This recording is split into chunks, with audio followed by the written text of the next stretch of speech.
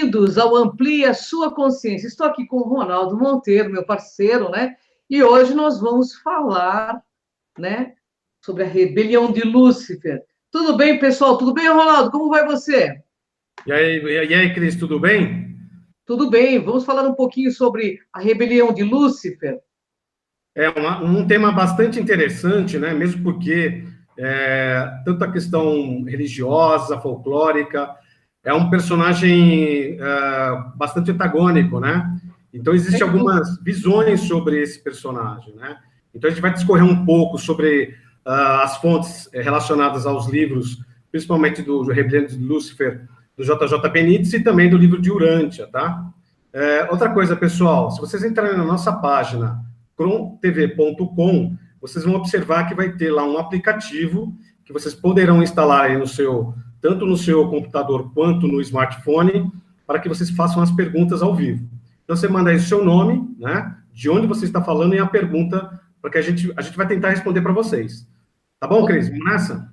E vamos nessa. Bem, pessoal, nesse livro, que é uma obra de ficção, né, do Benítez, que utiliza da forma romancista, né? Ele explora ao máximo a rebelião de Lúcifer para aqueles que acreditam que as coisas simplesmente não são da forma que nos forçaram a acreditar. Este livro é devastador, né, Ronaldo? Ah, sem dúvida. Aliás, o Benítez, né, que é um espanhol, os livros dele são, assim, muito... faz com que as pessoas pensem a respeito e provocam uma revolução até no pensamento das pessoas, porque é o seguinte, a grande característica do Benítez é que ele é um grande pesquisador, é um jornalista, né? Sem dúvida. Ele tem muitos detalhes de todos os livros que ele editou. Para vocês terem uma ideia, Cavalo de Troia, né?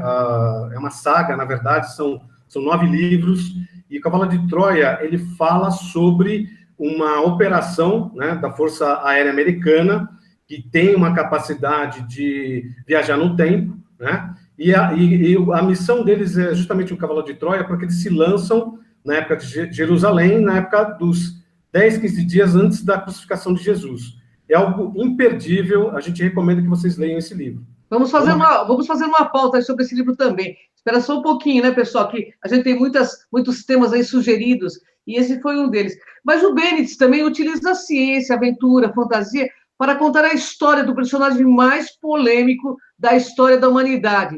Não com a imagem demonizada que é perpetuada pela Igreja Católica. Porém, também ele não isenta de culpa da maldade humana. Um livro com uma perspectiva diferente, uma nova hierarquia do céu e uma nova função para os anjos e todas as personalidades envolvidas nas organizações celestiais. Fantástico. Então, o Benítez, nessa obra, ele se supera, né, mostrando a formação do universo e sua luta entre o bem e o mal. Lembrando que bem e o mal é uma questão de ponto de vista, né? E daqui a pouco a gente vai discorrer um pouco sobre isso. E de uma maneira bem clara, né, sendo ambos provenientes da mesma fonte, né, a parte da mesma humanidade, não existindo os conceitos de bom ou ruim. Então, ele tem uma linguagem bastante culta e um enredo bastante complexo, porém extremamente interessante e polêmico, né? Então, a gente recomenda que aqueles que têm mente aberta e que sabem discernir a ficção da realidade. Certo, Cris? Com certeza, Ronaldo, porque a proposta de hoje é destacarmos alguns trechos aí que achamos interessantes explorarmos. Então, antes de começar a explorar esses textos, né, eu vou conversar com o meu amigo Ronaldo, que é Monteiro, e vou fazer uma pergunta para ele. Ronaldo, como que o Benítez, no seu ponto de vista, que estudou todas as obras dele, como que ele escreveu essa Rebelião de Lúcifer? Em que livros que ele foi se baseando, você sabe? Então, na verdade, ele se baseou para escrever esse livro no livro de Urântia. Não sei se nossos internautas já tiveram conhecimento ou acesso a esse material. É um material muito extenso, ele conta a história da Terra, que nesse caso ele é denominado como Urântia, porque as fontes e as informações são de milhares e milhares de anos atrás, e esse material ficou aí para que as nações e populações futuras tivessem acesso. Então, também é outra leitura que a gente recomenda. Então, o Benítez, ele tem, até por ser um pesquisador, um jornalista, ele se baseia em fontes que ele julgou interessantes, né, para poder discorrer de uma obra de ficção científica, mas sempre com o aspecto de você ter aquela sensação se é realidade ou não. Ou seja, no final, o leitor vai dizer para si mesmo o que ele acredita e o que ele não acredita. No entanto, pelo menos do que eu já li das obras do Benítez, realmente nos deixam com lacunas para preencher, né? Com situações em que você consegue, pelo menos, ter um discernimento e que existe uma certa lógica, tá? A gente daqui a pouco vai falar sobre isso. O interessante de tudo isso é que o Benítez também, assim, ele utiliza-se muito da figura de linguagem, né, para colocar todos os seus estudos, né, e o que eu acho interessante, eu tive a oportunidade de conhecê-lo pessoalmente, e ele é um grande escritor, né, e sabe o que está fazendo. De qualquer forma, a intenção dele, pelo que eu entendo, é trazer uma verdade relativa de ponta para a nossa humanidade, algo que renove, né, a nossa cabeça, o nosso coração, que a gente perceba de forma diferenciada tudo que está sendo colocado aí dentro das religiões e fora delas também, né, ou não? Não, perfeitamente. A grande desafio do Benítez, eu acho que a obra dele aqui na Terra, é despertar as consciências para novas realidades, né?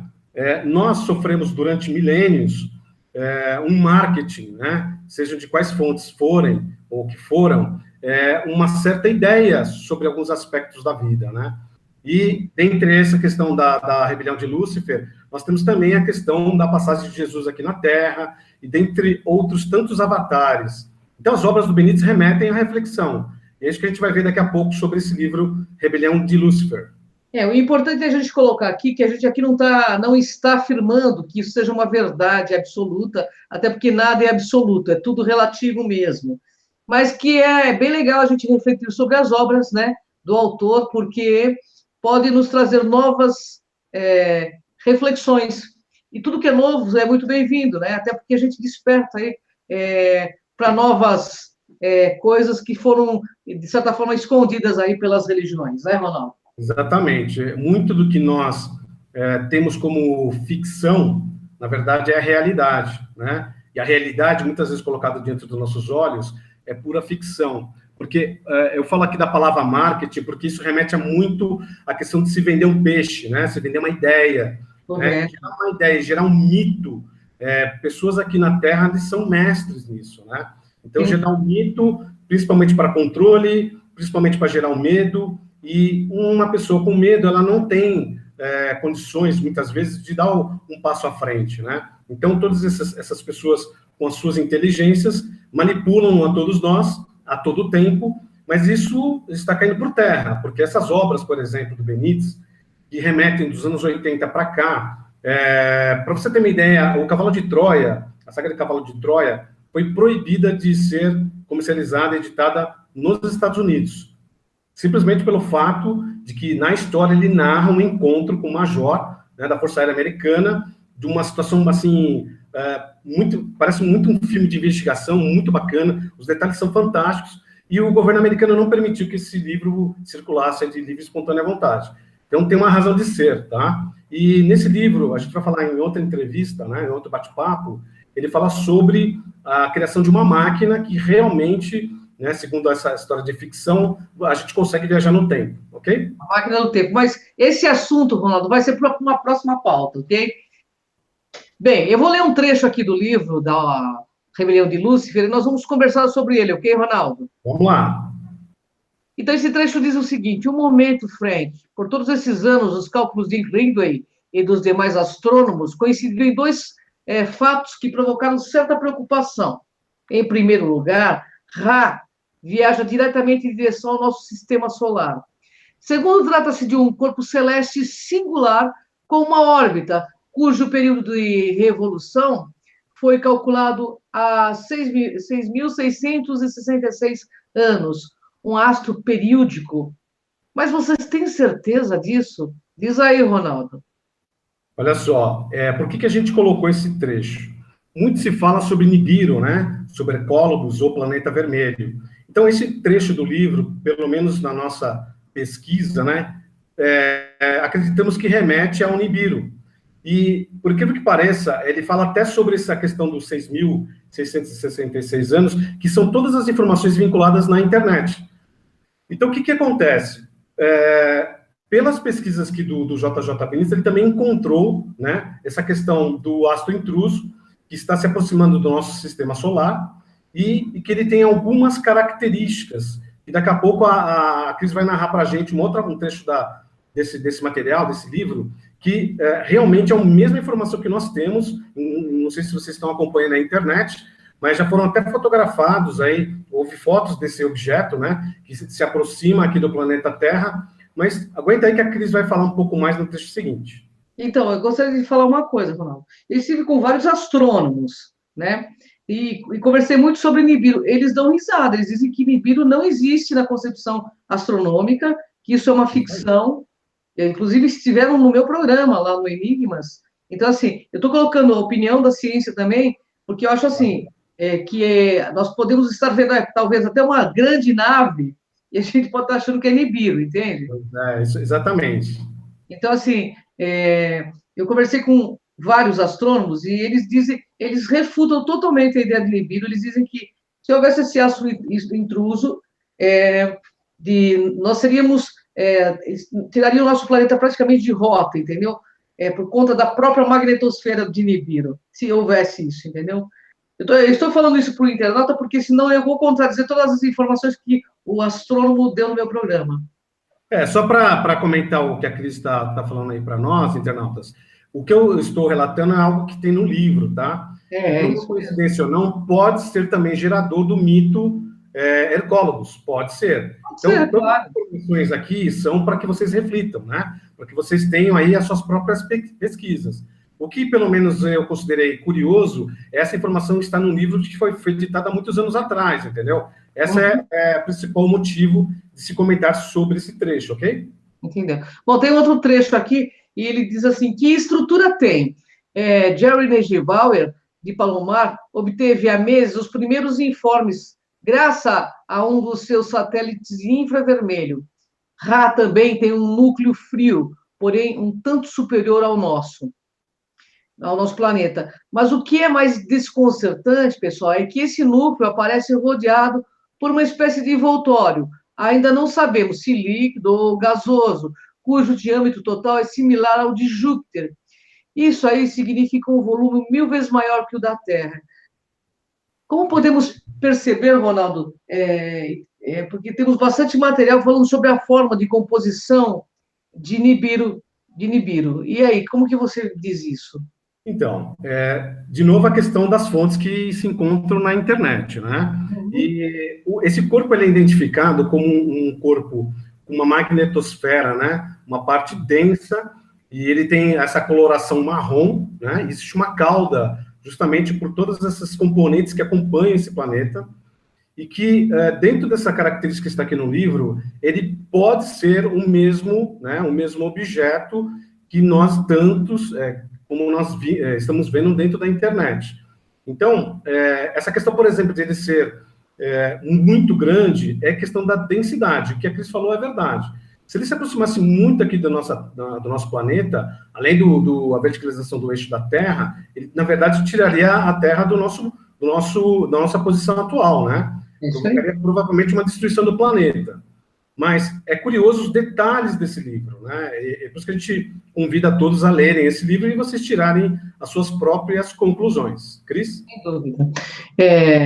Então, vamos a outro trecho aí, Ronaldo. Em relação ao que eles, os portadores da vida, chamam o supercontrole da evolução, esses documentos dizem outras coisas, que a vida material evolucionária, ou seja, a vida anterior à aparição da inteligência propriamente dita, retunda de uma colaboração entre os mestres controladores físicos e o Ministério da Transmissão de Vida, através de 7 espíritos mestres em conjunção com os ativos cuidados dos portadores da vida responsáveis, em consequência do funcionamento coordenado dessa tríplice atividade criadora. E desenvolve-se uma aptidão físico-orgânica para pensar mecanismos materiais, destinados a reagir inteligentemente aos estímulos do meio exterior. E aí, Ronaldo, o que você me diz disso? Então, uma questão importante que também é mencionada nos livros do JJ Benítez se refere aos engenheiros siderais, né? Então, eles têm todo um projeto que não somente a Terra, né, para serem desenvolvido a vida, né, em todos os seus aspectos, e esses engenheiros siderais, ou esses mestres controladores físicos, eles que são responsáveis por toda a criação. E em relação à rebelião de Lúcifer, ele fez parte dessa administração, né? E daqui a pouco a gente vai falar como é que ele fez parte disso. Mas dentro desse trabalho em que ele foi designado, houve um pensamento de Lúcifer em relação à própria existência de Deus, né?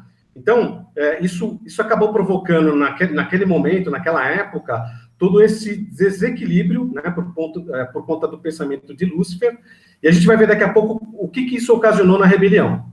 Então, mas é uma pergunta que eu tenho que fazer, Ronaldo. Do seu ponto de vista, nesta obra de J.J. Bennett, Lúcifer, então, é uma entidade que poderia ser chamada de um ser, especificamente. Na verdade, ele é um ser comum. Então, ele foi como nós um dia, né? Teve suas experiências em todos os seus aspectos, seja eles espirituais, materiais, enfim.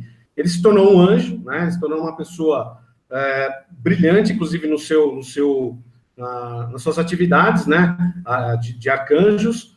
Só que naquele momento, o Lúcifer, ele teve um pensamento que levou ele à derrocada, que é aquela questão do o anjo decaído, né? Então, o Lúcifer é uma entidade, é um ser, né? Que veio de outras paragens, de mundos mais evoluídos, e ele aqui na Terra, na verdade, ele teve duas outras entidades que o apoiaram nessa relação com a Terra. E uma dessas entidades é o próprio Satã, que a gente vai falar daqui a pouco. Então deixa eu colocar um ponto de vista aqui de quem pesquisa também. Veja bem, uma coisa que eu discordo em algumas coisas dessa questão é o seguinte, porque pesquisando junto com, em Torá, junto com Deepak, Sankara, junto com a Maria Pereira, que eu faço os programas, todo esse contexto foi colocado numa questão religiosa. Agora, você imagina como que um ser de uma alta hierarquia, que tem um nível de consciência lá em cima, a gente imagina que um ser da denominação de um arcanjo, como ele pode incorrer num erro desse nível? Entende? Eu acho que tem alguma coisa meio estranha, porque quando você toma consciência de algo, principalmente com a questão que discorre no livro, eu achei bastante coerente essa parte de ele ter caído em vaidade, porque ele já era um arcanjo, e para você se tornar um arcanjo, no meu ponto de vista, de tudo que eu estudei em metafísica, você já tem que ser totalmente destituído de vaidades. Então, tem alguma coisa muito estranha que eu vou querer cutucar você aí, viu, Ronaldo? Porque você é um pesquisador. Na verdade, Cris, como eu sempre gosto de deixar bem claro para os internautas, é tudo por uma questão de reflexão, né? Eu aqui também não acredito nem desacredito, eu apenas leio, né, os materiais e faço as minhas reflexões. Mas, olha só, isso eu concordo com você, que numa esfera mais superior, ele vai ter realmente um papel, né, de se destituir praticamente do egocentrismo, né? Então, não tem mais o ego na mente dele, ele não tem mais esse aspecto. Mas, para entender esse processo, precisaria de ler, né, em mais detalhes a obra, que esse é o nosso objetivo nesse bate-papo. Nós estamos instigando vocês a pesquisarem, lerem esta obra e vocês terem as suas próprias conclusões. O que eu posso comentar é muito intrigante a forma como é exposto em relação a essa rebelião, como que ele foi decaído. Outra coisa importante. Mas é colocado também de uma forma bem religiosa, hein, Ronaldo? Então, a parte religiosa foi um aproveitamento de informações, talvez seja da mesma fonte, e que essas outras entidades da Terra se aproveitaram para se utilizar desse mesmo material e provocar um medo na população humana. Né? Então, milhares de anos que falou, olha, essa é uma obra de Lúcifer, essa é uma obra de Satã, né? Então, tirando... porque Lúcifer, o próprio nome dele diz que é o portador da luz, né? Então, você veja que é uma contradição. Eu estou falando da obra baseado em tudo o que tem Torá, porque nesses 30 anos eu estudei tudo, Torá, Mahabharata, então você vê que a religião parece que inverteu muitas as condições. Uma outra coisa que o Eric von Däniken colocou sobre Lúcifer, nesse último congresso que eu estive, ele disse assim que foi encontrado um pergaminho assírio, né, datado de mais de 100 mil anos, e extremamente bem conservado, e fala como se tivesse ocorrido uma guerra estelar, e nesse pergaminho, sabe como chamava o comandante que entrava em batalha com o tal de Iavé? Isso mesmo. Lúcifer.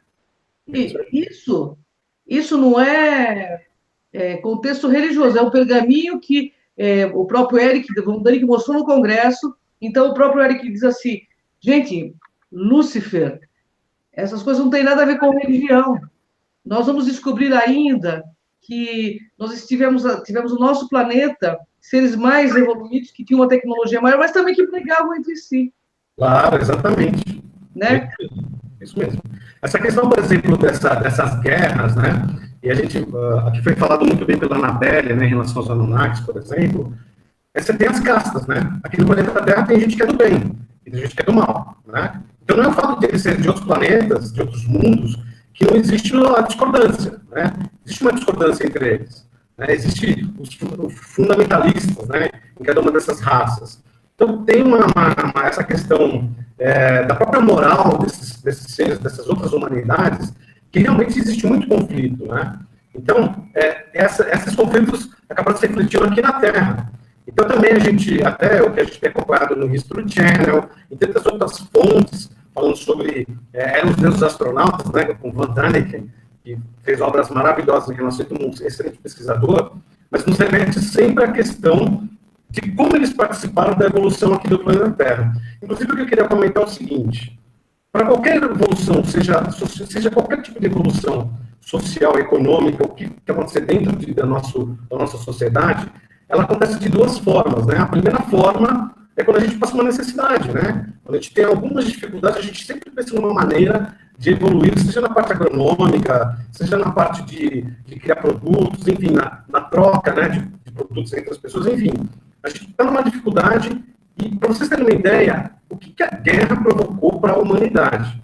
Por incrível que pareça, a guerra provocou um salto, né, em muitas questões, por exemplo, tecnológicas, né, se vocês talvez tenham pesquisado, mas, por exemplo...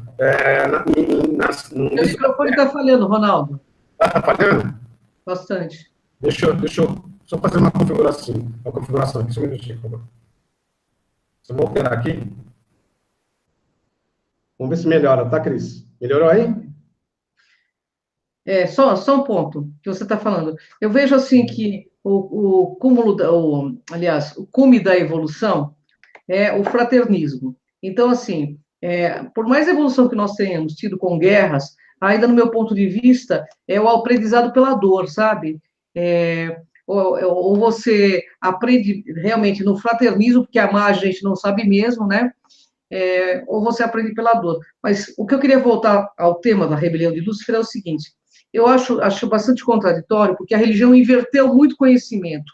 E ela inverteu o conhecimento a favor dela mesma, porque você pode ver que todos os grupos religiosos são muito ricos, enquanto a humanidade morre de fome, né? Eu acho que o único erro dele foi ter colocado esse enfoque religioso dentro da questão da rebelião de Lúcifer.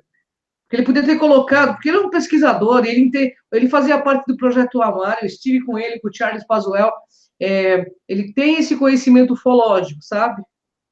E há pouco, como eu disse, isso vem ao encontro, inclusive, desse tema rebelião de Lúcifer, o Eric von Däniken mostra, então, no Congresso, esse pergaminho assírio, que diz que numa única noite, quando Iavé discorre numa briga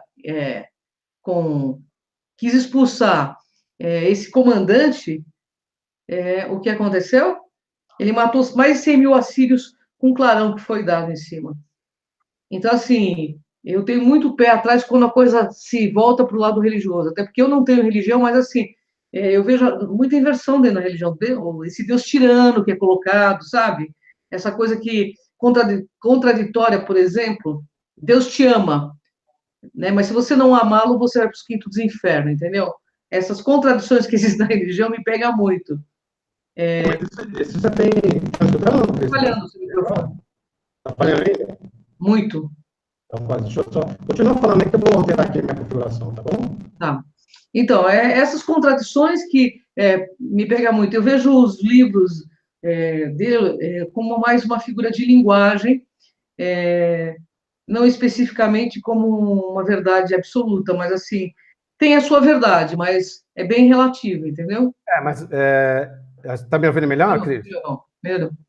Melhorou, né? Melhorou. Essa questão da inversão de valores, não há dúvida nenhuma que foram mecanismos utilizados pelas essas religiões para controlar as pessoas, né? Para gerar um medo. Isso que você falou, para mim, é uma verdade, porque, olha só, Deus, ele é onipresente, Deus, ele é onipotente, e Deus é amor, né?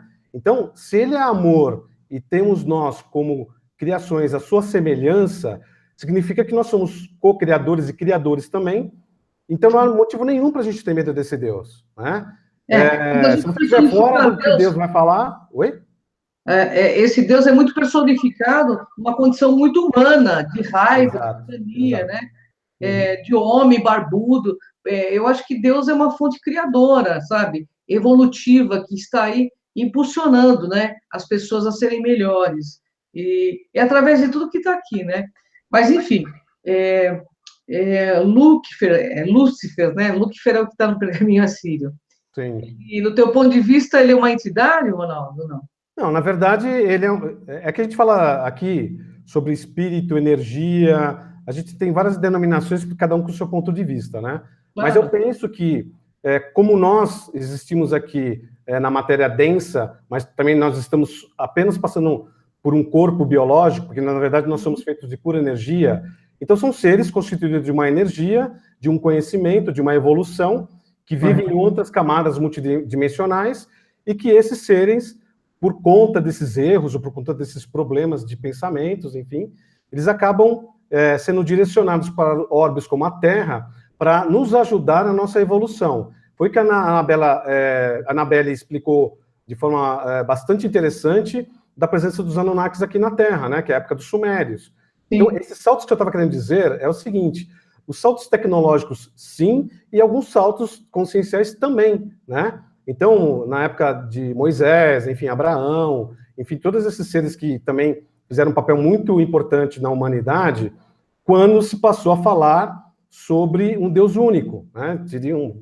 Tivemos muitos, milhares de deuses, até que a gente recebeu pelo menos uma luz nas nossas mentes através desses avatares, desses seres, falando do Deus único, né? Antes mesmo da época da vinda de Jesus. Então, nós somos preparados, de alguma maneira, para entender esse Deus, né, que é essa energia vital, que tudo emana de tudo, todo o nosso universo é constituído de Deus, né?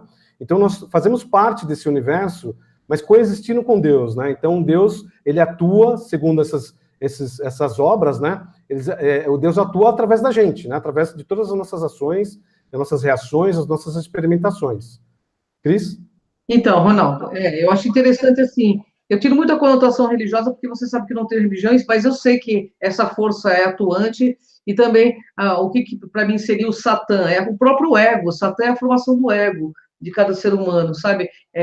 Aquela densificação realmente no mal, da não compreensão, que eu acho que isso que realmente é essa energia.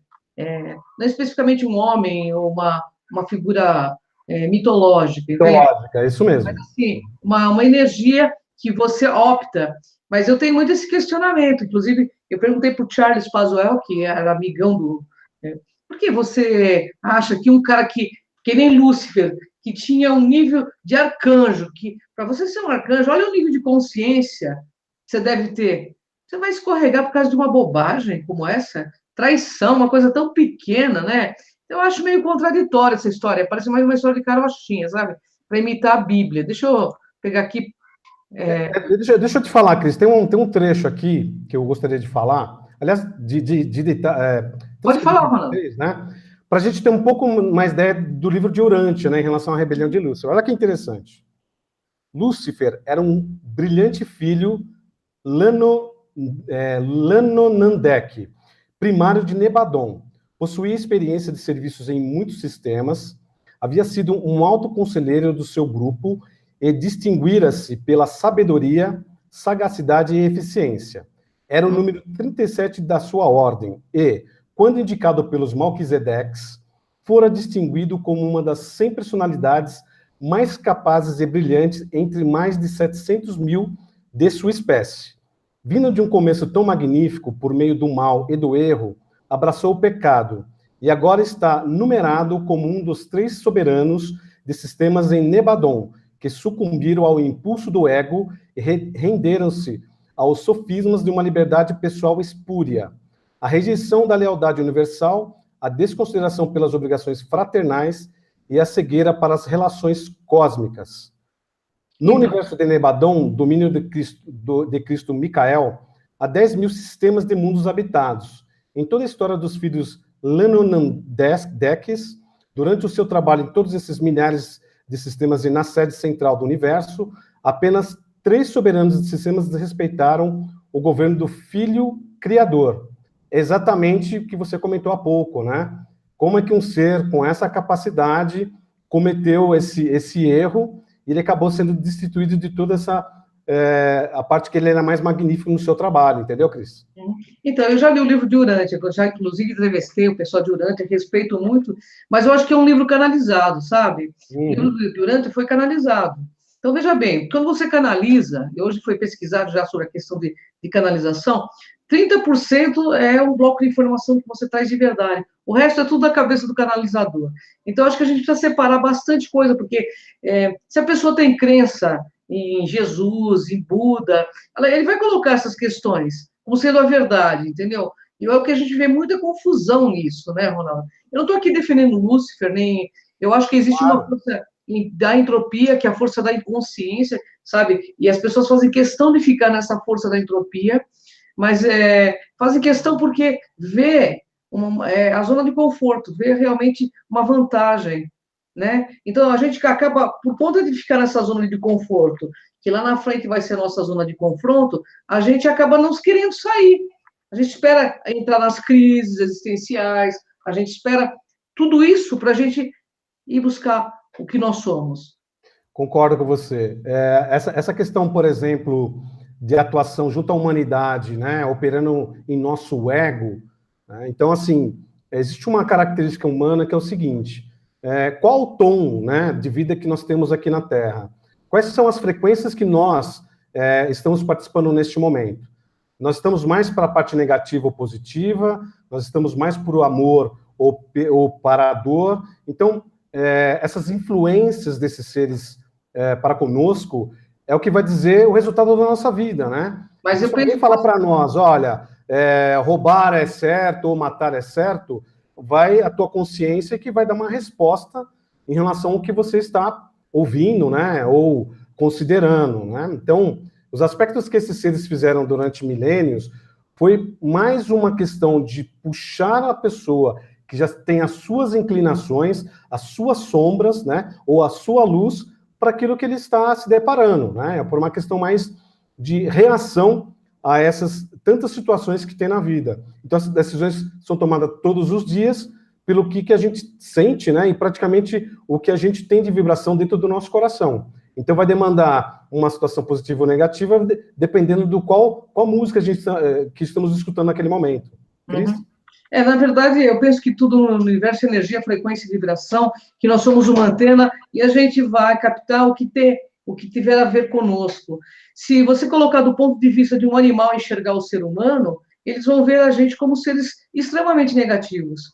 Porque o ser humano, por onde passa, ele deixa um rastro de destruição e dor. São poucos os seres humanos que realmente têm uma atitude mais lúcida, de amparo, de fraternismo, né? Então, eu vejo as igrejas se debatendo, já o Satanás que faz isso. Olha o que o ser humano está fazendo com o planeta Terra, sabe? Se o planeta Terra está esse caos que está, é porque nós somos um caos. E do caos vai nascer uma estrela. Mas, para isso, precisa passar pela maturação da consciência. Porque uma consciência fechada no egoísmo, exatamente, fechada nas sombras, ela não vai conseguir nunca acessar sua parte búdica, crística, porque ela, principalmente se ela não quiser sair dessa zona de conforto e ficar sempre presa nos quadradinhos das religiões. Que a religião fala assim, reza, senão você vai para o céu, para o inferno. O cara só reza porque ele tem medo de ir para o inferno. Ou seja bonzinho, porque senão você vai para o umbral. Então o cara começa a ser bonzinho, não é porque ele faz uma reforma íntima, porque ele tem medo do que pode acontecer com ele após a morte, entende? Então eu acho que está na hora de nós, enquanto humanidade, né, verificar que toda essa parte lírica que é escrita nos livros, toda essa parte romancista dos livros, tem uma grande mensagem para nos passar. Da queda no ego, da queda e da ascensão. Então, que a gente possa ter, nesse momento de crise e tal, um momento de ascensão. Porque são figuras de linguagem, assim como a Bíblia é figura de linguagem, entendeu? Eu acho que a gente tem que estar muito atento a isso, porque não é o medo que vai nos tirar desse patamar, mas a tomada de consciência real de quem somos, né? Que é o mais importante. Eu acho fantástico as obras do Benedito, acho fantástico, acho que ele escreve muito bem, mas eu acho uma misturada, né, entre religião, entre ciência, ele quer falar um pouco de cada coisa, até para convencer, mas para quem tem um mínimo de entendimento, você vê assim, começa a questionar, pô, o cara não era um semideus, um arcanjo, o nível de um arcanjo, por exemplo, é o nível de consciência para mim chegar 10 milhões de anos, entende? O cara é co-criador da raça humana, entende? Então, assim, tem muitas coisas que ainda são paradigmas religiosos colocados assim como pseudos-verdades, entendeu? Então, é uma questão importante de deixar claro para os internautas, novamente, é uma obra de ficção científica. Sim, sim. Você colocou muito bem, é uma questão de interpretação do leitor, né? Eu acho que a grande característica do livro é que a gente tem, pelo nosso livre-arbítrio, toda aquela parte de criação mental sobre aquele que a gente está lendo, nós somos co-criadores até de uma obra dessa. A gente vai por um caminho ou outro, mas dependendo de toda a nossa configuração da nossa alma, né? Das nossas crenças.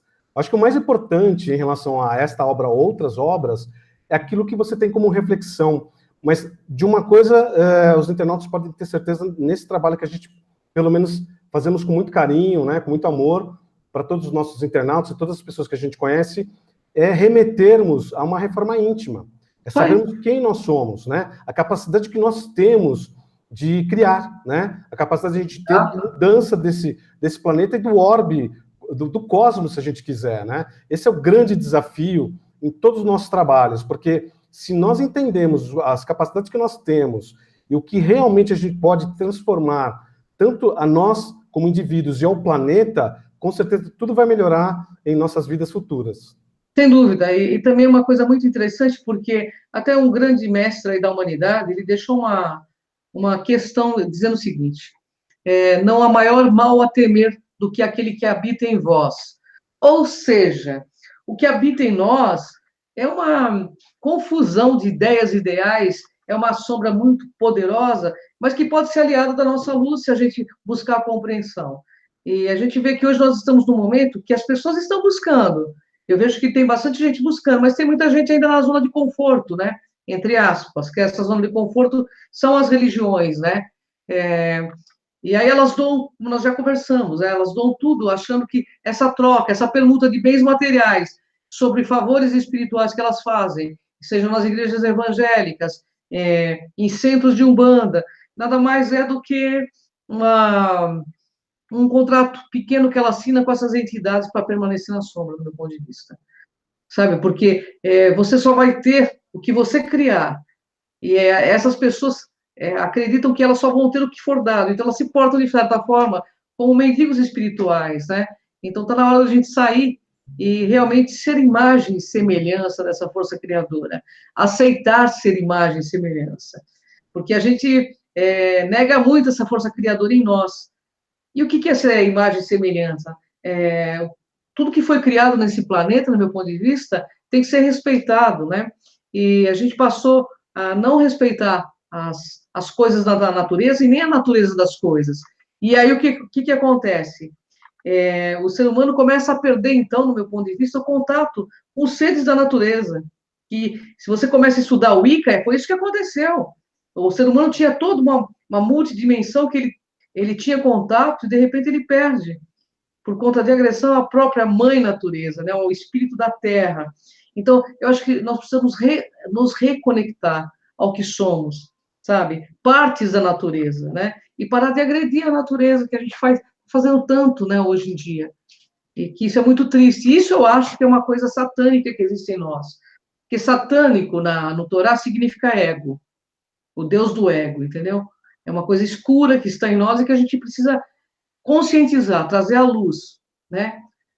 Para que a gente realmente possa fazer jus, né? A dizer que nós somos imagem e semelhança de algo maior, né? Com certeza, Cris. Inclusive, essa questão da sombra e luz, até que as religiões até contribuem, por exemplo, de tirar o fardo, né, nosso, por ocasiões que é motivo de Satã, Lúcifer, quer dizer, a culpa, né, e as ações são atribuídas a outras pessoas, senão nós mesmos, né? Nós somos os agentes transformadores, somos os agentes que interferem em toda a vida, né? As decisões são nossas. E uma vez que a gente entende a parte da nossa sombra, né, ou essa parte do ego, ou enfim, as nossas características interiores, é que a gente vai poder enfrentar melhor a vida e a gente colocando mais a nossa parte positiva. Então, muito se atribui, dentro das religiões, ou doutrinas, ou dogmas, de que nós somos influenciados. Eu até entendo que nós somos influenciados, mas as decisões finais são nossas. Né? Sem dúvida, sempre né? Se eu vou falar de alguma situação que olha, o Brasil está em crise, vamos quebrar tudo, vamos assaltar as lojas, vamos levar aquelas coisas que nos pertencem, eu, Ronaldo, vou dizer que não, eu vou dizer que está contra os meus pensamentos de se prejudicar algo, né, alguma pessoa, ou tomar algo que não me pertence. Mas isso é cada um, né? Cada um tem a sua verdade.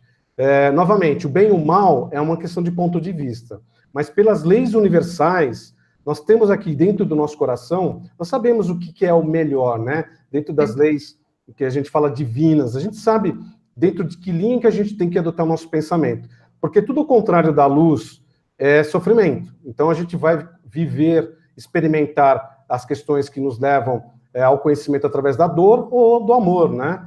Então eu prefiro experimentar um abraço, alguém, uma palavra amiga, ou apenas escutar as pessoas, do que ser agressivo com elas. Porque a gente sabe que isso não vai resolver o problema. Não vai. Vai se resolver o problema se tiver uma comunicação aberta e tranquila, ouvir o teu irmão e alguém que possa me ouvir também. E eu já comentei algumas vezes, Cris, que muito importante estar nas academias, cuidar do corpo físico, ficar malhado, é muito importante. Porque corpo biológico corpo tem que estar em movimento. Mas a mente também tem que ser cuidada.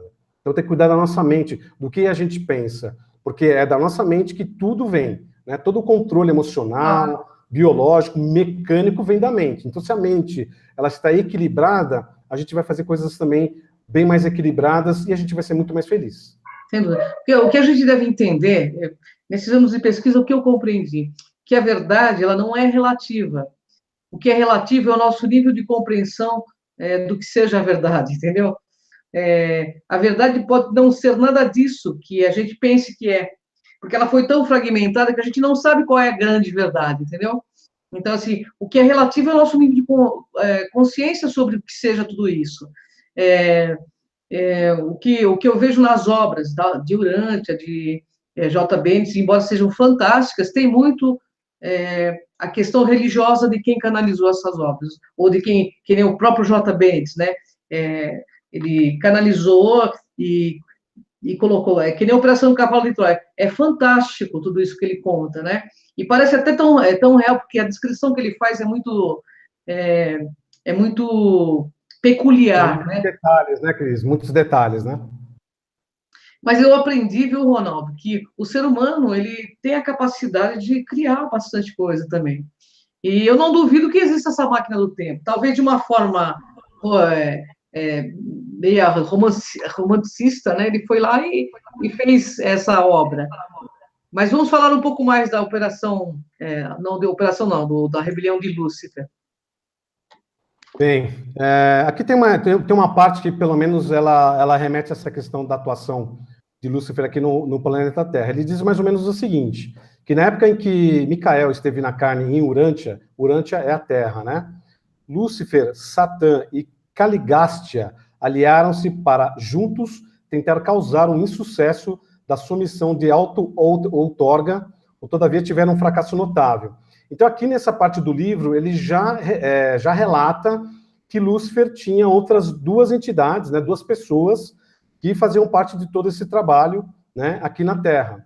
Então diz mais aqui, Lúcifer e o seu primeiro assistente, Satã, haviam reinado já em Jerusalém por mais de 500 mil anos, quando nos seus corações começaram a alinhar-se contra o Pai Universal e o seu Filho, nesse caso Jesus, então vice-regente Micael, né? Então, olha só que interessante, é só uma questão de uma obra de ficção que é relatada para a gente pensar um pouco, né? Então, Lúcifer não foi uma única entidade, um único ser que provocou toda essa situação, né, do desequilíbrio, de puxar mais para o lado do mal, enfim.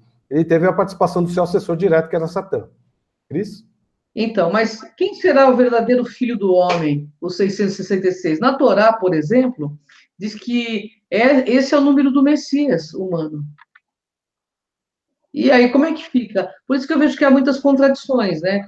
Inclusive, quando o Deepak Sankara Veda, ele foi no Enigmas, ele falou exatamente isso. Ele falou, ó, e ele é um cabalista, ele é um judeu, né? Que existe uma inversão muito grande, porque o número do homem, que é o número da divindade, do despertar crístico, é o 666. E agora a religião diz que o 666 é um número negativo. Então, assim, quem está correto? Qual é a verdade? Qual é a verdade? Qual é a verdade, né? Como eu não me apego muito nessas questões, mas assim, eu acho legal até falar para o internauta sobre essas questões, que tem uma igreja nos Estados Unidos que, inclusive, todos os seguidores dessa igreja têm o 666, não sei se você já ouviu falar. Eles dizem que é o Cristo cósmico deles, entendeu? É o renascimento da centelha divina. O que eu penso particularmente é o seguinte, independente de qualquer coisa, nós escolhemos de que lado nós queremos estar, né? De que força nós queremos estar. Como você disse, nós temos esse poder de escolha, né? E para ver como nós ainda estamos muito equivocados, é só olhar para o planeta Terra. O que nós estamos, enquanto humanidade, Deus humana, desumana, Ronaldo, olha isso. Deus humana, desumana. Nós somos desumanos. E eu falo isso porque, assim, embora eu ainda sou, como carne, então sou carnívora, ainda não, claro, num nível menor, mas se a gente tivesse um pouco de compaixão, nós não faríamos com os animais nada do que está sendo feito, com as crianças, a fome na África, porque o planeta Terra, ele é um planeta que tem muita diversidade de alimentos. Então, não precisaria ter tanta diferença social, né? Então, eu acho que dominam as pessoas por um pedaço de papel pintado chamado dinheiro, que rouba, inclusive, muita energia psíquica das pessoas, né? Então, assim, esse é o verdadeiro Deus da humanidade, do meu ponto de vista. O verdadeiro Deus que a humanidade se curva, se rende, é o dinheiro. É o dinheiro. Por esse papel pintado, as pessoas se matam e matam as pessoas. Você sabe que os países que fazem guerra, não sei se o nosso internauta sabe disso, mas os países que fazem guerra, por exemplo, os Estados Unidos entram em guerra com a Coreia do Norte. Se a Coreia do Norte perde a guerra ou vice-versa, depois eles têm que pagar todo o gasto para os Estados Unidos. Quando eu fiquei sabendo disso, porque eu fiquei em choque, porque eu falei, então está escrito, né? Tá dito. Então, isso aqui é uma atitude mais satânica do que essa, né? Você inventa uma história para um monte de gente morrer na guerra, geralmente nem um filho de político, né, de político famoso, ou que tem que seja abastado financeiramente, e enquanto a humanidade toda vai para lutar por trustes e ideais que são deles. Então, o que precisa acontecer, do meu ponto de vista, é o pessoal acordar para a sua própria luz e parar de acreditar, porque existem guerras aí, multisseculares religiosas, por exemplo, em nome de Deus. Que Deus é esse que quer que o cara vai lá e se coloque um negócio de bomba na cintura, um cinto de bomba e se exploda, para se encontrar com 21 virgens lá no céu, né? Então, eu acho que está na hora do povo começar a acordar, entendeu? Que isso vem sendo repetitivo, né? E que a gente precisa começar a acordar para a gente não cair mais nesses engodos. Afinal de contas, que Deus real está coordenando a sua vida nesse momento? Que Deus real coordena as suas atitudes no dia a dia? É Lúcifer? É Satã? É um Deus de amor e bondade? Porque o Deus que coordena a sua vida se você estiver em ressonância com essa força, vai fazer com que você tenha atitudes no cotidiano de bondade, beleza e verdade, ou o contrário delas, né? De inversão total. E o que a gente vê no planeta hoje, o que é? O que é? Um Deus que... Se há um Deus que está coordenando esse planeta, é o Deus da inversão. O Deus dos espertos, o Deus que passa a perna nas pessoas. Aí as pessoas fazem tudo isso durante a semana e depois vão para suas igrejas rezar. Então, assim, eu questiono muito. E devo admitir para você, Ronaldo, como meu amigo e meu parceiro, que às vezes eu vejo a religião como o maior entrave da vida espiritual do ser humano. Porque muitas coisas são apresentadas como verdades que não são verdades. Porque se a gente tem a concepção de que Deus é uma força criadora do bem, da bondade, da beleza e da verdade, realmente poucas pessoas nesse planeta acreditam nesse Deus. É só olhar a atitude do ser humano com qualquer outra espécie. Não precisa ser de outra espécie, não. A própria espécie humana, no dia a dia, no trânsito. O ser humano compete o tempo todo, entendeu? Essa competição, essa guerra, né, do ego, é o tempo todo, né? Uhum. Então, assim, voltando à rebelião de Lúcifer, eu acho que ainda há uma grande rebelião.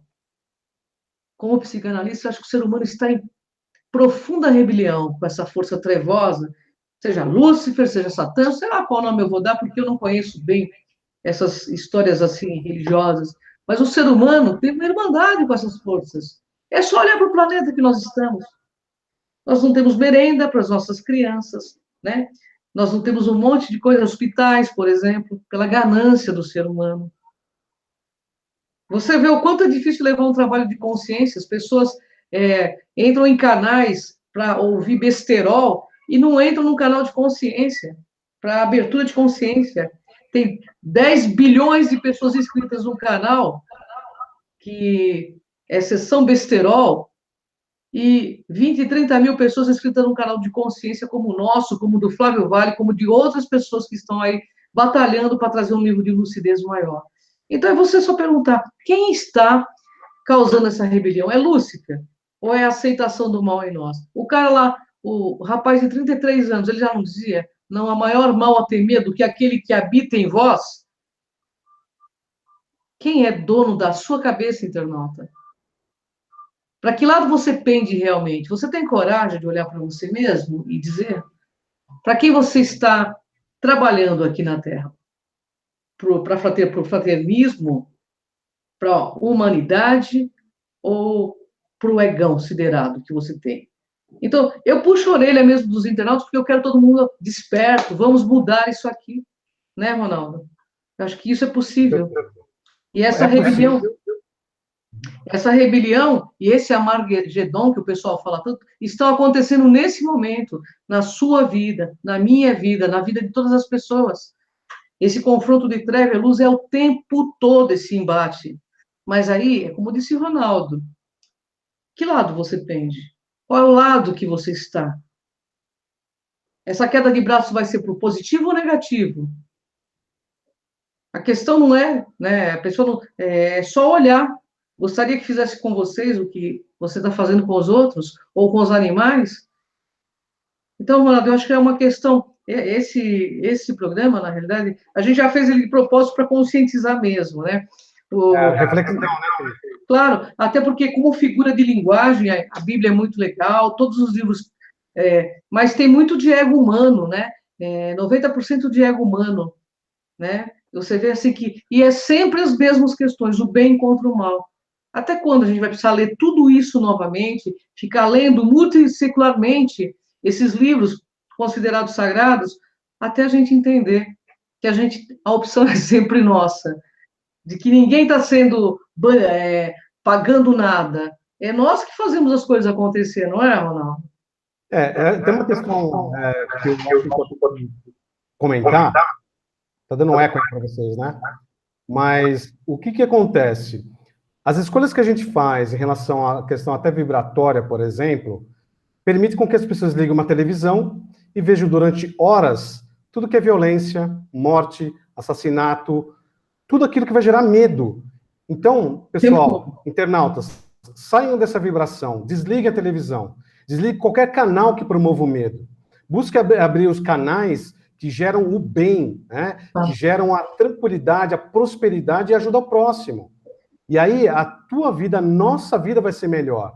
Enquanto estivermos conectados com essas questões do medo, que tanto essas energias negativas, essas fontes, esse marketing negativo, eles impõem para a gente, inclusive o materialismo, né? Esse materialismo desenfreado, a gente tem que comprar tudo, tem que se formar na faculdade, é um ciclo vicioso dentro dessa matrix, em que você tem que se sustentar a todo momento. A todo momento você tem que estar escravo desse papel verde, que tanto a Cris, ela comenta conosco, e nós somos escravizados por ele.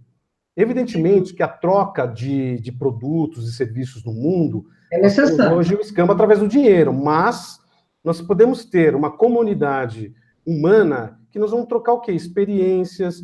Um faz uma roupa, o outro faz uma comida, o outro tem as suas galinhas com os ovos. Se a gente começar a pensar no escambo original, ele era muito mais interessante. Porque Sim. não precisava se matar as pessoas, existia uma troca nessa sociedade antiga. Hoje se luta e se guerreia, né? Tem todas essas guerras, uma pela questão filosófica, né, e religiosa, e outra pela questão do dinheiro. Uma coisa que você falou, Cris, até para a gente fechar aqui o nosso bate-papo, é que as guerras, elas têm uma lucratividade gigantesca. Então, guerras do Kuwait, né, enfim, de todos a Síria, entre todos os outros países, uma hora vai ter que ser reconstruída, não vai? Então, e quem que são os empreiteiros? São os grandes países, né, G8, G10, são as pessoas que financiam de alguma forma, da mesma forma que acontecem as guerras, eles têm que ir lá e reconstruir tudo. Quem que esses países vão ter que pagar? Esses nossos grandes empreiteiros. Então, pessoal, fique atento, né? Fique desperto, mude os seus pensamentos, não faça as mesmas coisas esperando resultados diferentes, faça coisas diferentes, entendeu? Faça as coisas para o bem, cuida de uma criança, cuida de um animal, cuida da sua família, dê um abraço em alguém, né? Ouça mais do que falar, enfim, tem tantas coisas simples para se fazer nessa vida que vai mudar toda uma humanidade. Faça a reforma íntima. Cris? É verdade. Ô, Ronaldo, sabe, e como psicanalista eu perguntava sempre assim para as pessoas que eu ia para atender, o que realmente te faz feliz? Me descreve 5 coisas que te fazem feliz. Uma era material, o resto era todo espiritual. O amor de fulano, o amor de Beltrano, minha mãe, meu pai, meus tios, sabe? Essas coisas que são reais e que a gente vai levar sepultura dentro, eternidade afora, que nos fazem felizes, sabe? Você não é um outdoor para você ficar se matando para usar uma marca, porque eu vejo hoje as crianças roubando tênis aí uma das outras, porque o tênis custa mais caro do que o salário que o pai ganha. Então, gente, vamos ter noção, sabe? A mudança e essa rebelião, ela nunca terminou. Ela está dentro de nós, essa rebelião entre o bem e o mal. Mas cabe a nós optarmos. Afinal de contas, é bom que a gente abra bem os olhos antes de fechá-lo. Porque na matéria a gente consegue concretizar tudo de bom que a gente desejar, mas também consegue fazer muita coisa ruim, se assim desejar. Então, eu acho que esse abrir os olhos antes de fechá-lo significa um despertar da nossa alma para toda essa materialidade, que é apenas mais um padrão de onda que a nossa alma está passando e que pretende um dia migrar para uma orbe muito mais superior, né, do que esse planeta escola, laboratório que é a Terra. Que, do meu ponto de vista, é um belíssimo planeta, e eu agradeço profundamente estar aqui com todos vocês, que são os nossos internautas queridos, com o Ronaldo Monteiro, porque é um planeta de aprendizado constante. É nesse embate diário que a gente cresce. Você já pensou todo o tempo, você está virar um eremita, você não vai crescer, é dentro dessas inter-relações que a gente cresce, entendeu? Então, isso é legal, mas assim, poxa, vamos diminuir esse lado escuro, obscuro em nós, e quando alguém vier brigar, baixa o tom, diminui, deixa a pessoa brigar sozinha. Esses dias eu vi uma situação muito legal na Paulista, sabe, Ronaldo? Eu fui fazer um trabalho lá em São Paulo, e um rapaz bateu na traseira de uma moça. Menina, a moça saiu do carro já soltando todos os bichos, né? O rapaz pegou o cartão, falou, minha senhora, não precisa discutir, eu vou pagar o seu carro. A mulher só faltou bater no cara, sabe? Então, porque acontece, essas coisas acontecem, então a gente tem que começar a ter um pouquinho mais de compreensão. Está todo mundo ainda muito preocupado com dinheiro, com um monte de coisa, mas o que nós vamos levar daqui exatamente? Nós vivemos na efemeridade buscando a eternidade. Então, que a gente tenha noção dessa efemeridade. Só que tudo passa, tudo é experiência. Vamos aprender com os erros, isso é mais importante. E olha, dói crescer, viu, pessoal? Não pense que é fácil, não. Dói crescer, mas a gente cresce. E juntos é melhor ainda, porque juntos, pessoal, é o caminho dos fortes, né, Ronaldo? Perfeitamente. Bem, a gente está chegando aqui no final do nosso bate-papo, que eu acho que foi bem interessante, e nós estaremos aí com outros assuntos bastante cativantes, né, Cris? E a gente vai falar de uma programação aí nas próximas entrevistas, e eu gostaria de deixar alguns recados, tá? Acesse nosso site, crontv.com, nós temos lá um menu, um link de contato, e mande para a gente, né, os seus casos, os seus interesses, caso algum especialista dentro da nossa linha, né, de trabalho queiram ser entrevistados, preencha aqui o nosso formulário e manda para a gente, tá? Em breve a gente vai lançar o nosso primeira turma aí do Ufuturismo, que vai ser uma surpresa para vocês. Temos a certeza que vocês vão gostar, porque a gente entendeu, eu e a Cris, que é uma questão muito interessante de uma interação entre nós, né? Não apenas aqui pela internet, que já é uma coisa excelente, mas um contato mais pessoal, né?